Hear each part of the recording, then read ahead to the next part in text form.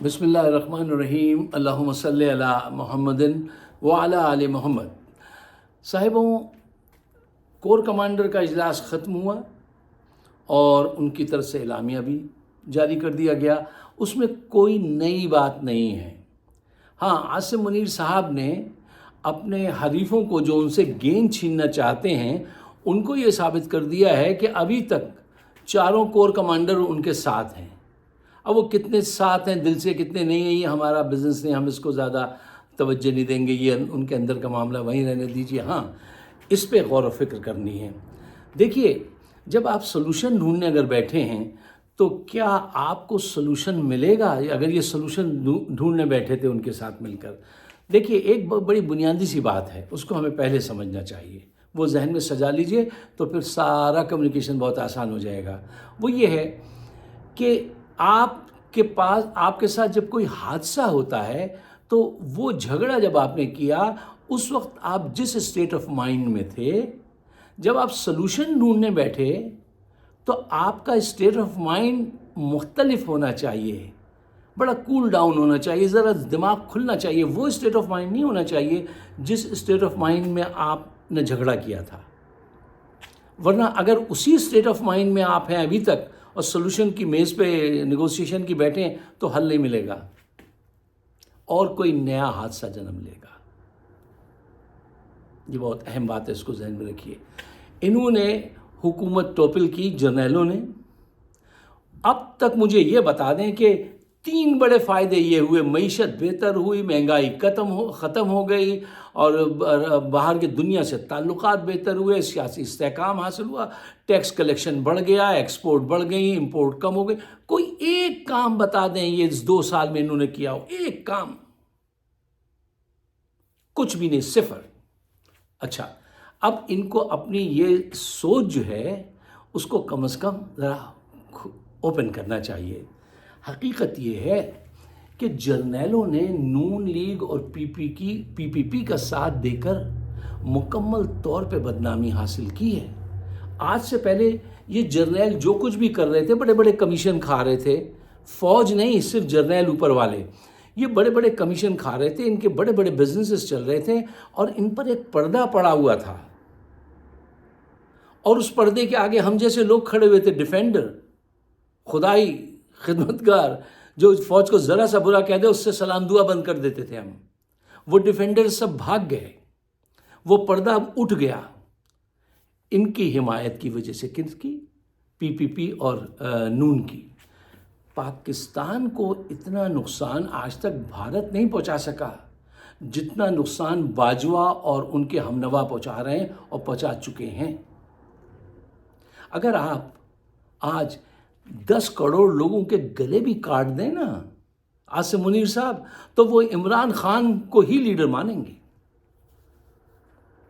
آپ کو یہ غلط فہمی جو ہے یہ جلدی دور کر لینی چاہیے کہ آپ عوام سے یہ بات منوانا چاہتے ہیں کہ زرداری بڑا پوتر ہے، شہباز شریف بہت نیک پارسا ہے، ان کوئی پیسے نہیں مارے، اور ملک دشمن میں یہ ہے عمران خان ہے۔ تو یار، آپ کی یہ بات کوئی مانے گا؟ سورج چمک رہا ہو اور آپ کسی سے آ کے ڈنڈا مار کے اس کے حفظ پہ کہیں کہ کہہ دو کہ یہ سورج نہیں ہے، تو وہ آپ کی بات مانے گا؟ آپ بہت بڑے دھوکے میں ہیں۔ آپ کی حالت جو ہے نا، ان 2 سے جو آپ نے یہ سفر شروع کیا نا، ان 2 کے ساتھ، یہ آپ کی مکمل بدنامی اور تباہی کا باعث ہے۔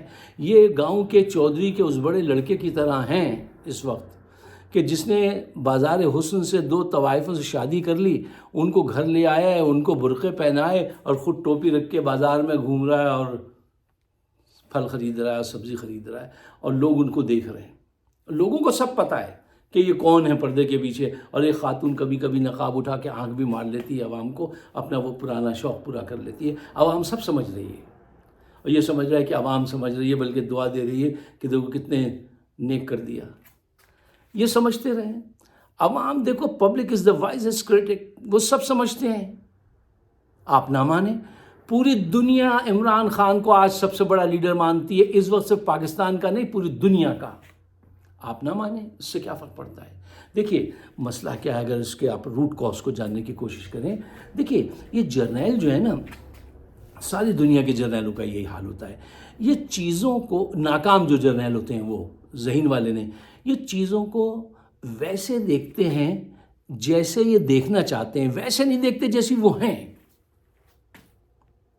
اگر اس گھڑی کا رنگ، اسٹرپ کا رنگ ریڈ ہے تو یہ ریڈ ہے. یہ کہہ دیں گے نہیں یہ براؤن ہے، مانو اس کو براؤن. کیوں مانے؟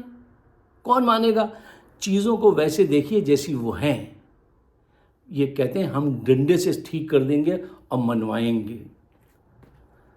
صاحبوں، اللہ رب العالمین نے اس دنیا کی جو تخلیق کی ہے نا، وہ بہت سائنٹیفک بنیادوں کے انداز سے کی ہے. ایک خاص وقت پہ سورج نکلتا ہے، چاند ڈوبتا ہے، اس کے پیچھے چاند دوڑتا ہے، آربٹس میں اپنے اپنے گھوم رہے ہیں، اور روز محشر تک یہ ایسے ہی گھومیں گے. یہ قانون ہے قدرت کا، یہ قیامت تک ایسے ہی چلے گا. یہ قدرت کا قانون ہے کہ زور زبردستی سے حکومت نہیں کی جاتی. مولا علی نے کیا فرمایا تھا؟ ایک زانی کی حکومت چلی آئے گی، ایک ظالم کی نہیں چلے گی. آج تک نہیں چلی. آپ کسی بھی معاشرے میں جا کے اس قول کو کر کے دیکھ لیجیے، نہیں چلی، نہیں چلے گی، آپ کی بھی نہیں چلے گی. اب آپ دیکھیے، اسلام کے اندر تو اسلام میں لوگوں کو داخل کرنے کے لیے بھی کہا گیا زور زبردستی مت کرنا. یہ میکینزم چلے گا ہی نہیں دنیا میں زور زبردستی والا. اور یہی چاہ رہے ہیں کہ بس وہ ان کو لیڈر مانو اور اس کو غدار مان لو. دیکھیے، آپ کے ماننے نہ ماننے سے کیا فرق پڑتا ہے. ایک بات سوچئے، اگر دو گروپس میں جنگ ہو، ایک گروپ اقتدار کے لیے، کرپشن کرنے کے لیے، مال بنانے کے لیے جنگ لڑ رہا ہو، اپنی فورس اپلائی کر رہا ہو، اور دوسری طرف وہ ہوں جو کرپشن سے آزادی چاہتے ہیں، غربت سے آزادی چاہتے ہیں، وہ آزادی کی جنگ لڑ رہے ہوں، تو ان میں سے کون سا گروپ زیادہ تر میدان میں رہے گا اور جیتے گا؟ اس کا جذبہ جو آزادی کے لیے لڑ رہا ہے، اس کا جذبہ بہت زیادہ ہوگا. اس کو شکست نہیں دے سکتے وہ لوگ جو صرف اقتدار کے لیے جنگ کر رہے ہیں اور کرپٹ بھی ہیں، ساتھ ساتھ سرٹیفائیڈ کرپٹ. یہی فرق ہے. آپ سیاسی شعور سے ٹکرا رہے ہیں، صرف عمران خان سے نہیں. وہ سیاسی شعور جو عوام نے 70 سال میں ٹھوکریں کھا کے حاصل کیا ہے، غربت، مہنگائی، ماں باپ کی بیماری، دکھ، سب بدلے لیں گے وہ ان سے. اب بیچ میں آپ آ گئے تو آپ سے بھی وہ اپنا حساب کتاب برابر کریں گے. آج آپ پاکستان کے، اللہ نہ کرے، آگے مزید بربادی کے بیج بو رہا ہے یہ الیکشن اور یہ دھاندلی. آپ ابھی سمجھ جائیے. ابھی تو کچھ نہیں ہوگا، لیکن آپ بیج بو رہے ہیں پاکستان کی وحدت کو پارا پارا کرنے کے، یہ ناانصافی کر کے. خدا کے واسطے اس بات کو سمجھ جائیے. اچھا، غلطی اور بدعقلی کیا ہوتی ہے؟ غلطی یہ ہوتی ہے کہ آپ سے کوئی چیز ٹوٹ گئی، کوئی غلط فیصلہ ہو گیا، پھر آپ نے اس کی اصلاح کر لی، ٹھیک ہے. لیکن اگر آپ غلطی ریپیٹ کیے جائیں، no that is your choice, that's not غلطی، that is your choice, that is your بدنصیبی، کہ تم سمجھ کے نہیں دے رہے کہ کتنی بڑی غلطی ہو گئی ہے اور اس سے دور ہٹ جاؤ. صاحبوں، 9 ماہ ہو گئے، اب تک یہ 9 مئی کا فوٹیج سامنے نہیں لائے. کیوں نہیں لائے؟ اس میں اپنے چہرے بھی ہیں.